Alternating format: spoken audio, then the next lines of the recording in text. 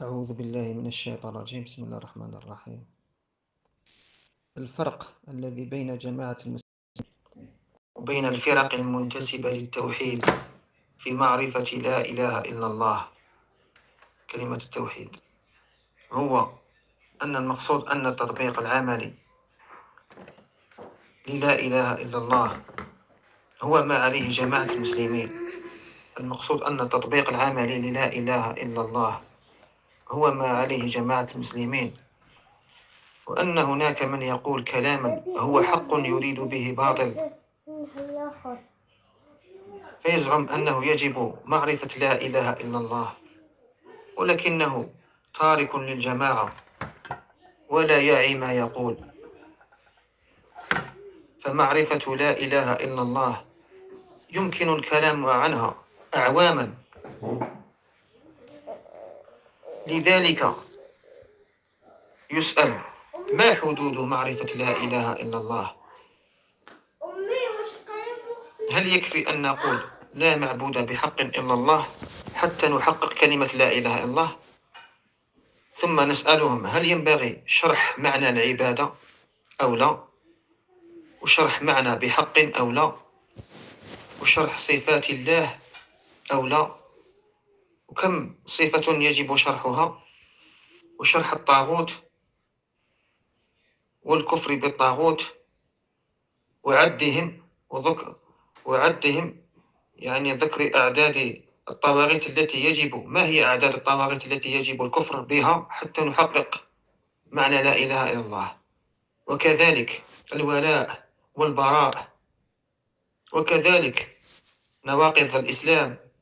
فما حدود معرفة معنى لا إله إلا الله عندهم؟ لن تجد لذلك عندهم جوابا. وأما جماعة المسلمين فإننا نقول أن بيعة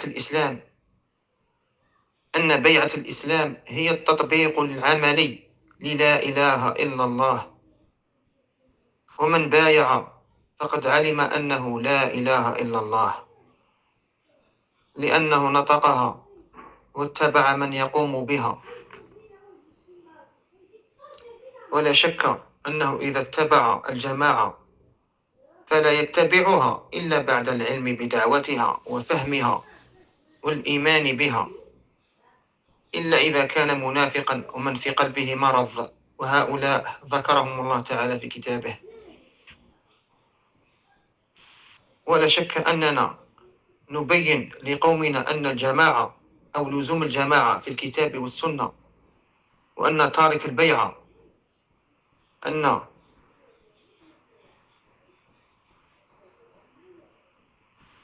ولا شك أننا نبين لقومنا أن الجماعة واجبة، لزوم الجماعة واجب بما دلت عليه الكتاب والسنة، وأن تارك البيعة مشرك غير محقق للا إله إلا الله أو لكلمة التوحيد.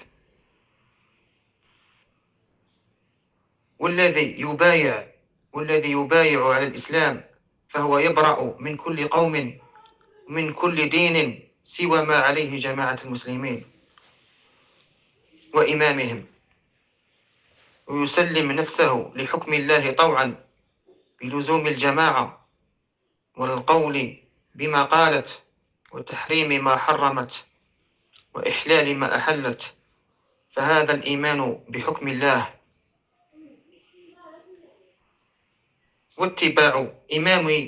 واتباع إمام المسلمين، فهذا ترك لعبادة الملوك والرؤساء والأحبار والرهبان والدعاة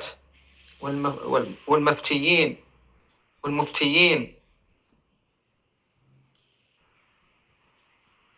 وكفر بالديمقراطية لأن الإمام لم يختر بالانتخابات، وكفر بالوطنية لأن الجماعة لا تشترط جنسية محددة، وكذلك كفر بالأضرحة والقبور لأنها تبرأ ممن يعبدها.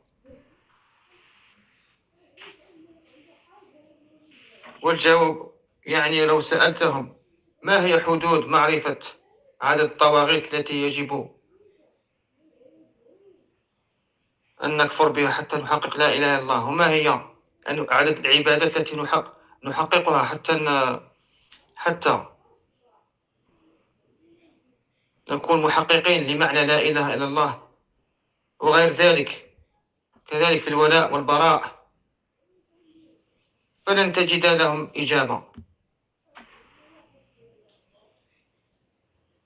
وهذا هو الإشكال عندهم. فتحقيق لا إله إلا كما قلنا يكون بمبايعة جماعة المسلمين على التوحيد وعلى حكم الكتاب والسنة، والبراءة من جميع الفرق التي هي سوى جماعة المسلمين.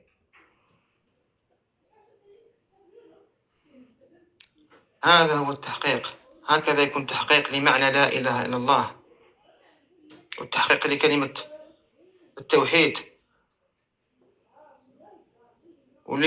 والتحقيق للولاء والبراء.